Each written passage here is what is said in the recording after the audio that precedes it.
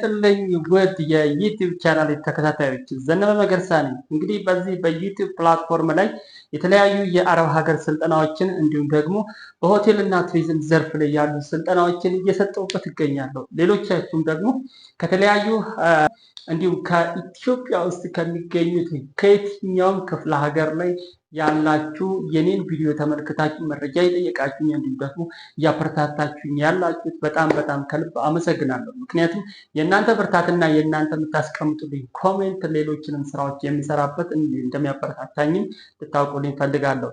ለምትሰጡኝ ደጋፊው ኮሜንት ይሁን ደጋፊው የሆነ አስተያየት ይሁን እንዲሁም ደግሞ እንዳስተካክላችሁ እያደረጋችሁኝ ያለበት የአስተያየት ሁኔታዎች አሁንም የእናንተ ድጋፍና አስተያየት እንዳይለየኝ በማለት ዛሬ የማይላችሁ የዶሜስቲክ ወርክ ላይ ከሚሰጡ ስልጠናዎች ውስጥ አንደኛው የላውንደሪ ወይም ዋሽንግ ማሽን ስልጠና ነው።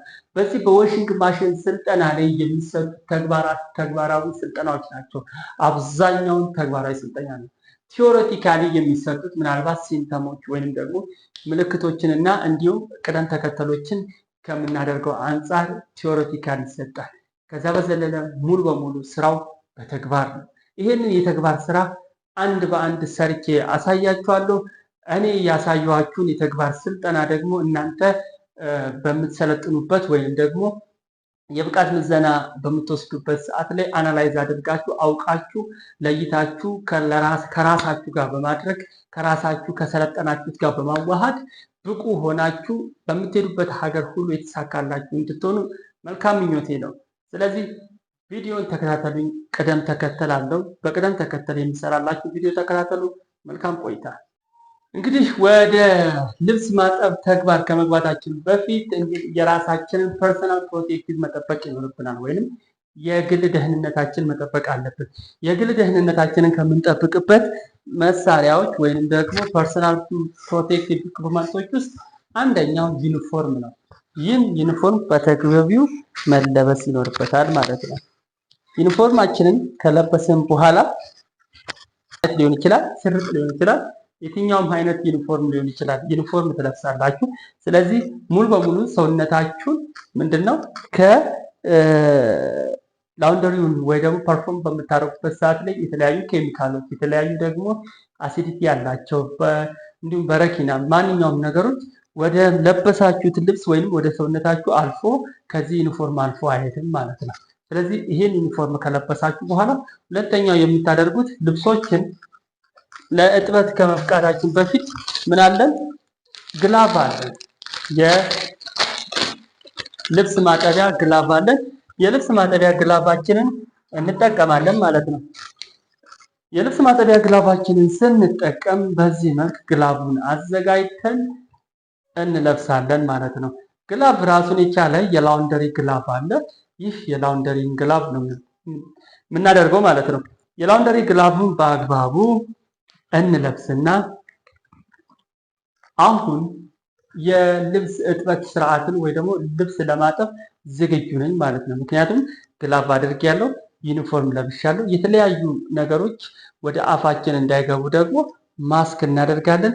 ፀጉራችንን ደግሞ በተወሰነ ራሳችንን ፕሮቴክት ካደረግን በኋላ ዩኒፎርማችንን ለብሰን ሄርኔታችን አድርገን ጓንት ለብሰናል። ከዛም እንደ አስፈላጊነቱ ማስክ እንለብሳለን ማለት ነው።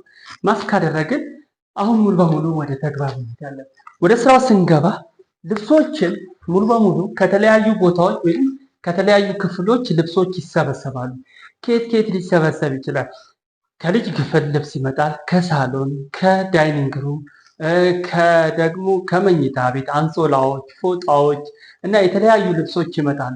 እነዚህ ልብሶች መልካቸው የተለያየ ነው። አንድ አይነት መልክ የላቸውም። ስለዚህ ሰማያዊ፣ ጥቁር፣ ነጭ፣ ወደ ነጭ የሚያደላ እንዲሁም ነጭ ልብስ እያልን የተለያዩ ልብሶችን እንሰበስባለን ማለት ነው። እነዚህ ልብሶች የሰበሰብናቸውን ልብሶች የመጀመሪያው ተግባራችን ሶርቲንግ ነው፣ ወይንም የመለየት ተግባር የምናደርግበት ሰዓት በተለያየ ሁኔታ ነው ልብሶችን ሶርት የምናደርገው ወይንም ልብሶችን የምንለየው ማለት ነው። የመጀመሪያው ዲግሪ ኦፍ ሶይልድ ነው፣ ወይንም በቆሻሻ መጠናቸው ልብሶች ይለያሉ። በቆሻሻ መጠናቸው ሲባል በጣም የቆሸሸ፣ በመጠኑ የቆሸሸ፣ ስላይትሊ የቆሸሸ ወይንም ደግሞ ብዙም ያልቆሸሸ በማለት እንለያቸዋለን ማለት ነው። ሁለተኛው ደግሞ ልብሶችን በፋብሪክ ወይንም በአይነታቸው በልብስ አይነታቸው እንለያለን። ኮተን፣ ላይለን እንዲሁም ቴድሮር እያለን የተለያዩ ልብሶች ይኖሩናል። በሹራብ መልክ የተሰሩ፣ በኮተን መልክ የተሰሩ፣ በላይለን መልክ የተሰሩ እንዲሁም በተለያየ መልክ የተሰሩ ልብሶችን እንለያለን ማለት ነው። ሶስተኛው ልብሶችን የምንለየው በቀለማቸው። ቀለም ያላቸው ወይንም ማንኛውም ልብሶች ቀለማቸው የተለያየ ቀለም ያላቸው እንዲሁም ደግሞ ጥቁር ልብስ እያልን ነጭ ልብስ እያልን እንለያቸዋለን ማለት ነው። ነጭ ልብሶችና ጥቁር ልብሶችን ለየብቻ የምንለይበት ምክንያታችን ምንድን ነው? የመጀመሪያው ምክንያት ልብሶቹ የሚጠቀምባቸውን ኬሚካሎች ለመለየት ነው። ነጭ ልብስ ካልሆነ በስተቀር ብሊቺንግ ኬሚካል ወይንም የንጣት ኬሚካልን የምንጠቀምለት ልብስ የለም ማለት ነው። መልክ ያላቸው ወይንም ቀለም ያላቸው ልብሶች ብሊቺንግ ኬሚካልን አንጠቀምባቸው። ያ ማለት ለምሳሌ ብሊቺንግ ኬሚካል በረኪና ሊሆን ይችላል። ስለዚህ በረኪናን ለንጻት እንጠቀማለን። ለንጻት ስንል የመነቸኩ ልብሶችን ንጻታቸውን እንዲጨምርልን ወይንም ስቴኑን ሪሙቭ አድርጎ ቆሻሻውን ምንችኩን ከላዩ ላይ አስወግዶት ነጭ እንደሆነ ልብሱን እንዲጠብቅልን የሚያደርግ በረኪና ወይንም የንጻት ኬሚካል አለ። ብሊቺንግ ኬሚካል እንላቸዋለን። እነሱን ኬሚካሎች በምንጠቀምበት ሰዓት ላይ ቀለም ያላቸው ልብስ ላይ ከተጠቀምን ልብሱ ሙሉ በሙሉ አገልግሎትን ያጣል ማለት ነው። ያ እንዳይሆንብን ምን እናደርጋለን? ልብሶችን በአይነት እንለያለን። ስለዚህ ልብሶችን በሶስት መንገድ እንለያለን። የመጀመሪያው ዲግሪ ኦፍ ሶልት በቆሻሻ መጠናቸው። ሁለተኛው በምንድነው? በፋብሪክ ወይንም በልብስ አይነታቸው። ሶስተኛው በምንድነው? በቆሻሻ መጠን በቀለምና በልብስ አይነታቸው እንለያለን ብለናል። ስለዚህ እነዚህ ልብሶች ከለየን በኋላ ወደ እጥበት ፕሮሰስ እንሄዳለን ማለት ነው። ልብ በሉ፣ ልብሱን ለማጠብ ከመሞከራችን በፊት ምን መደረግ አለበት? የልብሱ ሁኔታ፣ የልብሱ አይነት፣ የልብሱ የቆሻሻ መጠን መለየት መቻል አለበት። ለምንድነው የቆሻሻ መጠን የምንለየው ካላችሁ፣ የቆሻሻ መጠን የምንለይበት ምክንያት በመጠኑ የቆሸሸ ልብስና በመጠኑ ያልቆሸሸ ልብስ ወይንም በጣም የቆሸሸ ልብስና በመጠኑ የቆሸሸ ልብስን አንድ ላይ ቀላቅለን በምናጥብበት ሰዓት ላይ በመጠኑ የቆሸሸው ልብስ በመጠኑ መታሸት ሲኖርበት ወይንም ማሽኑ በትንሹ ጀንትል በሆነ መንገድ ብቻ ማሸት ሲኖርበት፣ እኛ ግን ስትሮንግ በሆነ መንገድ ብቻ በደንብ እንዲያሸው እናደርጋለን ማለት ነው። ያ አንደኛ ጊዜያችንን ይሻማናል። ሁለተኛ ነገር ልብሱ ከመታጠብ ካለበት መጠን ወይንም መታጠብ ካለበት ሰዓት በላይ እንዲታጠብ እናስገድደዋለን ማለት ነው። ስለዚህ የልብሱንም ላይፍ እናሳጥረዋለን ወይንም የልብሱንም የቆይታ ጊዜ እናሳጥረዋለን ማለት ነው። ስለዚህ ልብሱን በቆሻሻ መጠን የምንለይበት ምክንያቱ ልብሶችን በምንፈልገው ሰዓትና በምንፈልገው መጠን ልክ እንዲታሽ ወይንም እንዲታጠብ ስለሚችል ነው። ይሄ ነው ምክንያታችን። ስለዚህ ከተለያየ ክፍል የተሰበሰቡ ልብሶችን ሰብስበን ካመጣን በኋላ ምንድነው የምናደርገው ብያለሁ? ሶርት እናደርጋለን፣ እንለያለን ብያለሁ። ስለዚህ ጥቁር ልብስ አለን። እዚህ ጋር ጥቁር ልብስ ሌላ ቅርጫት ውስጥ እናስገባለን። እዚህ ጋር አረንጓዴ ልብስ አለን። አረንጓዴ ልብስ ሌላ ቅርጫት ውስጥ እናስቀምጣለን። እዚህ ጋር ደግሞ ሌላ መልክ ያለው ልብስ አለ። ይሄንንም ሌላ ቅርጫት ውስጥ እናስቀምጣለን። ሶስቱም በቅርጫታቸው ውስጥ ይቀመጣሉ።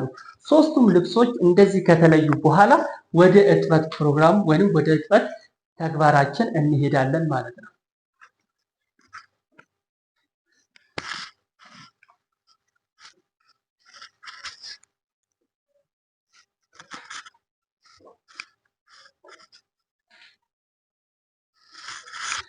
ልብሶቹን ከማጠባችን በፊት እዚህ ጋር የሚገኙ የተለያዩ እቃዎችን እናዘጋጃለን። እዚህ ጋር ታች ላይ ያሉት ባልዲዎች አሉ፣ እንዲሁም መዘዘፊያዎች አሉ። ወይም የልብስ የምንዘፈዝፍበት ልብስን የምናሽበት አውጥተን ትንሽ አሸታ የምናደርግበት በእጃችን አፕላይ የምናደርግበት አለ። እሱንም በተገቢው እዚህ ጋር እናዘጋጃለን። ከዛ በዘለለ ይህ ማሽን ዝግጁ ስለመሆኑ እናያለን። የዚህ ማሽን ላይ ሶኬቱ በትክክል ነው ወይ የተሰካው የሚለውን ነገር ቼክ አድርገን ሶኬቱን ከሰካን በኋላ ማሽኑ ላይ ፈንክሽናል ስለመሆኑ ቼክ እናደርጋለን ማሽኑ ላይ። ስለዚህ ማድረቂያው ላይ ያለችዋ እችኛዋን የማድረቂያ ከቨር አለ፣ ክዳን አለ። እሱንም መኖሩን ቼክ እናደርጋለን ማለት ነው። ይህ ክፍል ደግሞ የማጠቢያ ክፍል ነው። የማጠቢያ ክፍል ላይ ልብሱን ከማጠባችን በፊት ምንድነው የምናደርገው? የማጠቢያውን ክፍል ቼክ እናደርጋለን። ቼክ ስናደርግ ይሄኛው ውሃ ግራና ቀኝ የሚያደርግልን አለ። ውሃ ወደ ግራ ስለመሆኑና ፕላስ ድሬኑ ወይንም የውሃ ማፍሰሻው በትክክለኛው ቦታ ስለመሆኑ ቼክ እናደርጋለን። ያኔ ነው ልብሱን ለማጠብ ማሽኑ ዝግጁ ነው ወይ ንጹህ ነው ወይ የሚለውን እናያለን። ንጹህ ነው ወይ ዝግጁ ነው ወይ የሚለውን ካየን በኋላ ውሃ እንከፍትለታለን ማለት ነው። ውሃ ካለበት ቦታ ላይ እንከፍትለታለን። ውሃ ከፍተንለት ወደ ማሽኑ ውሃ ከጨመርን በኋላ ወደ እጥበት ፕሮግራማችን እንገባለን ወይንም ወደ ልብሱን ወደ ማጠብ እንሄዳለን ማለት ነው።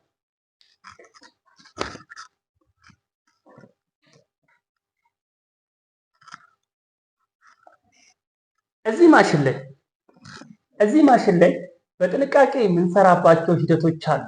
ጥንቃቄው ምንድነው? የመጀመሪያው ሴፍቲ ፈርስት ነው። ቅድሚያ ለራሳችሁ ጥንቃቄ አድርጉ።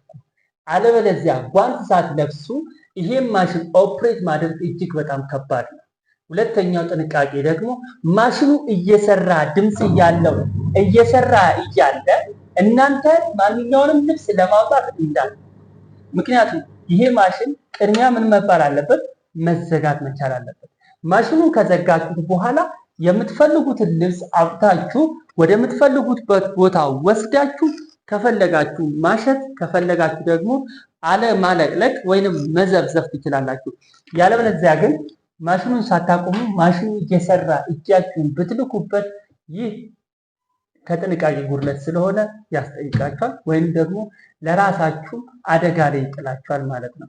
ስለዚህ ብዙም ወደ ማሽኑ እንደዚህ አቀርቅራችሁ ወይንም አጎንብሳችሁ አትስሩ። ምክንያቱም ማሽኑ ምንድነው የሚፈልገው? ቀና ብለን እንድንሰራ ነው የሚፈልገው።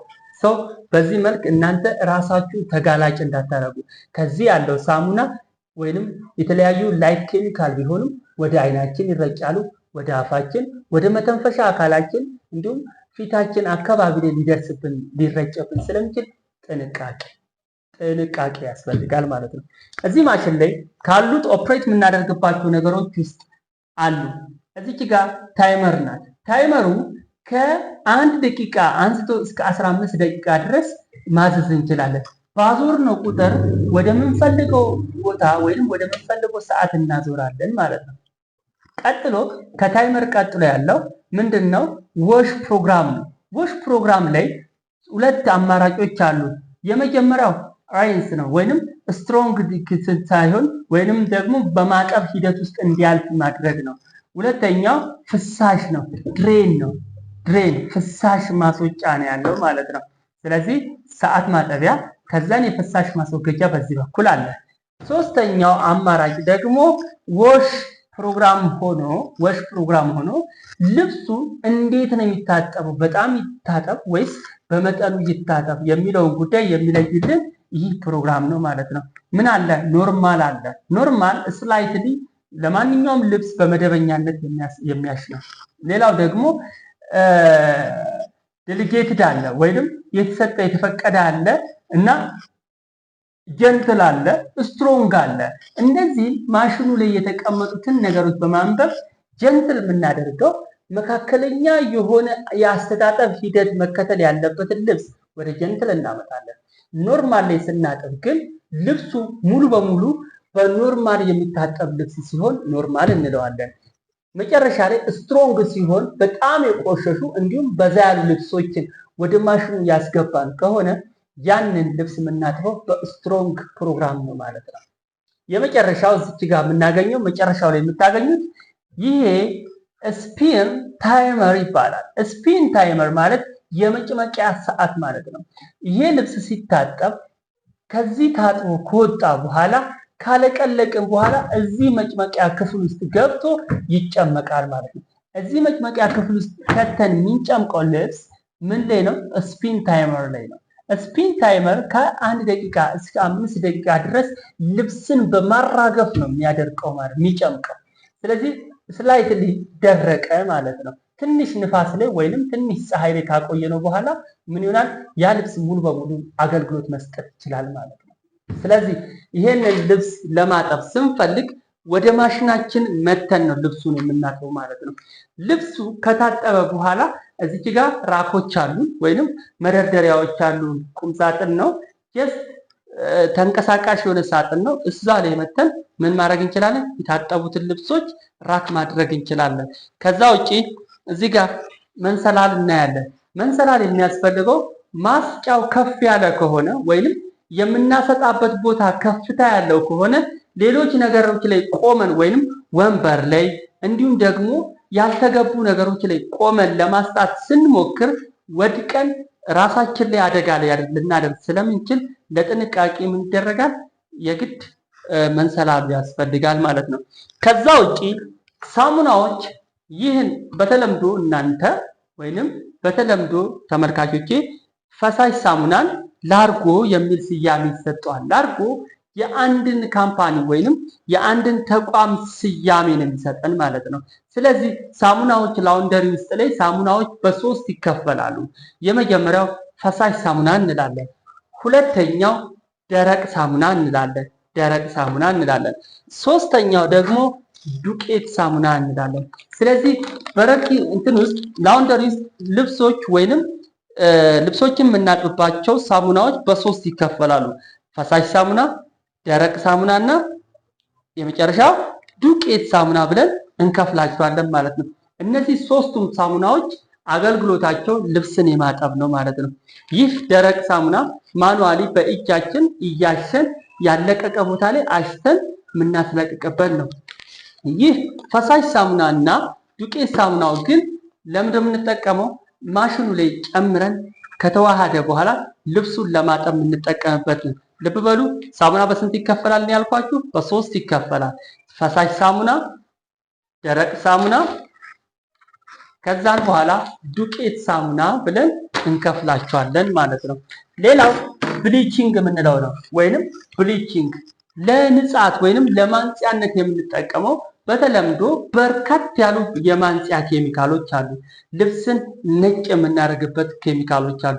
ከዛ ውስጥ የተለመደው በረኪና ነው። በረኪና መልክ ያላቸው ልብስ ላይ ከተጨመረ ወይንም ቀለም ያላቸው ልብስ ላይ ከተጨመረ በረኪና በባህሪው ስራው ማንጻት ስለሆነ ያንን መልክ ያለውን ልብስ ቶታሊ ይቀይረውና ነጭ ያደርጓል ወይንም ያነጠዋል ማለት ነው። ስለዚህ ጥቁሩ ልብስ ሲነጣት ይበላሻል ማለት ነው። ስለዚህ አባያ እና ጥቁር ስከርቦች እንደዚህ አይነት ልብሶች ጥቁር የሆኑ ልብሶች በአጠቃላይ በበረኪና አይዘፈዘፉም ወይንም አይታሹም ማለት ነው። ይህንን በረኪና ደግሞ ወደ ማሽን ተጨምሮ ማሽኑ ላይ እንዲታጠብ አይደረግም።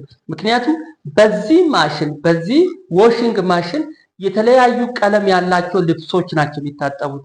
እነዛ ሁሉ ልብሶች በአንድ ማሽን ሲታጠቡ በረኪና የሚፈልጉ ልብሶች አሉ፣ በረኪና የማይፈልጉ ልብሶች ደግሞ አሉ ማለት ነው። በረኪና የማይፈልጉ ልብሶችን እንዳይበላሹብን ምን ማድረግ የለብንም? በረኪና ወደ ማሽኑ አፕላይ ማድረግ ወይንም መጠቀም የለብንም ማለት ነው። ቅድሚያ ጥንቃቄ ማድረግ ስላለባችሁ ነው። ሌላው እዚህ ላውንደሪ ውስጥ የምንጠቀመው ብሩሽ ነው። ብሩሽ ጠንከር ያሉ ልብሶችን ምን የምናደርግበት ነው? እያሸን የምናጥብበት ነው። ጠንከር ያሉ ልብሶችን ምን ላይ መዘፍዘፊያ ላይ በማስቀመጥ እያሸን እናጥብበታለን። ይህ ብሩሽ ለልብስ ማሸያ የምንጠቀምበት ነው ማለት ነው። ሌላው ነገር ልብሶች እንዳይወድቁብን ምን እንጠቀማለን? መቆንጠጫ ወይንም መቆንጠጫ የምንይዝበት እንጠቀማለን። እነዚህ ደግሞ ልብሶች ከማስጫ ላይ እንዳይወድቁብን የምናስጣበት ወይንም የምንይዝበት የምናስርበት ነው ማለት ነው። ከዛ በዘለለ ከሳሙናዎቹ ወገን ደግሞ ሌላኛው ይሄኛው ሳሙና ነው። ይህ ሳሙና ምንድን ነው የሚባለው? ሶፍትነር ይባላል። ይህ ሶፍትነር የሚጠቅመው ለምንድን ነው? አንደኛ ልብሱ ጥሩ የሆነ መዓዛ እንዲኖረው ያደርጋል። ሁለተኛው ልብሶች በሳሙና ከታጠቡ በኋላ ደርቀው ወደ ቤት ሲመለሱ ቆርፈድ የማረግ ወይንም ደረቅ የማለት ነገር አለባቸው። ስለዚህ እሱን አይነት የመድረቅ ስሜት ወይንም የመድረቅ አይነት ስሜት እንዳያሳይ ምን እናደርጋለን?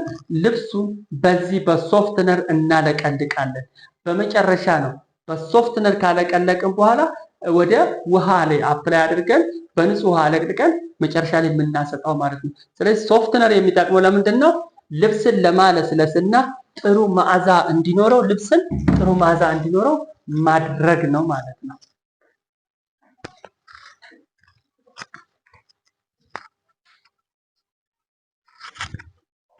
በስተመጨረሻ ይሄኛው ራክ ደግሞ ልብሶችን የምናሰጣበት ነው።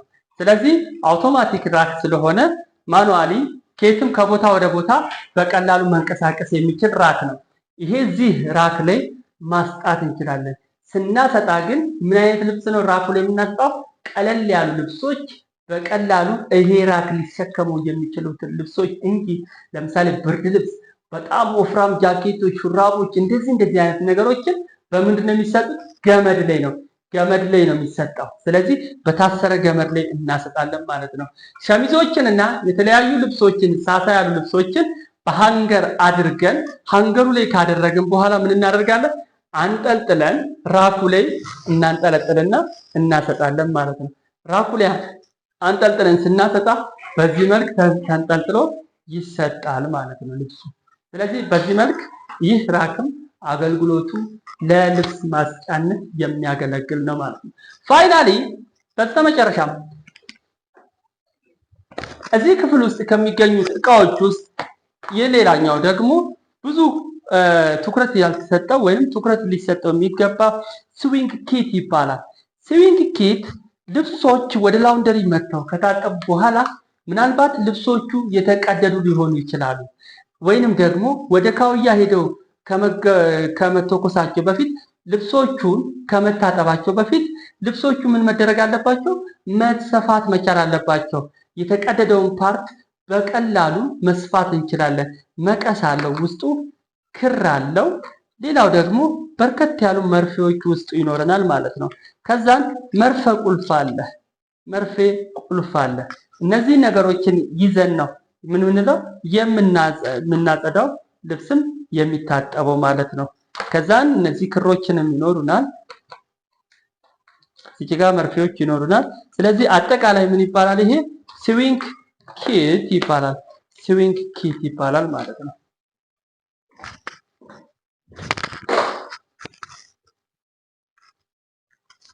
ውድ ተመልካቾቼ እንግዲህ ዛሬ ላይ ይህንን ቪዲዮ ልሰራ የወደድኩት ምናልባት በላውንደሪ እና በዎሽንግ ሲስተም ውስጥ ባሉት አሰራሮች ላይ ጥቂት የሆነች ያለችዋን ክፍተት ለመድፈን ያክል ነው። ምናልባት እናንተ የምታውቁትን አውቃችኋል።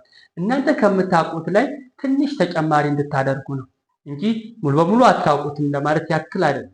ለዶሜስቲክ ወርክ ሰራተኞች ወይንም ወደ አረብ ሀገር ሄዳችሁ ለምትሰሩት ስፔሻሊ እጅግ በጣም የሚረዳችሁ ነው። ከዚህ በኋላ ያሉትንም ቪዲዮዎች እንድትከታተሉኝ ሌሎች ቪዲዮዎችንም ሰርቻችኋለሁ። ሌሎችን የሰራኋቸውን ቪዲዮዎች በየክፍሉ ያሉ ስለሆኑ እነሱንም እንድታዩዋቸው አይታችሁ ደግሞ ይጠቅመዋል ብላችሁ ለምታስቡት ሰው ሼር እንድታደርጉልኝ በትህትና ጠይቃችኋለሁ። እናንተ ደግሞ ሰብስክራይብ አድርጉ። ከዚያ በኋላ የደውል ምልክቷን ተጫኑ። ሁልጊዜም አዳዲስ ቪዲዮ ስንሰራ በቀጥታ ወደ እናንተ ይደርሳል። ሰላማችሁ ይብዛ። ቴንክ ዩ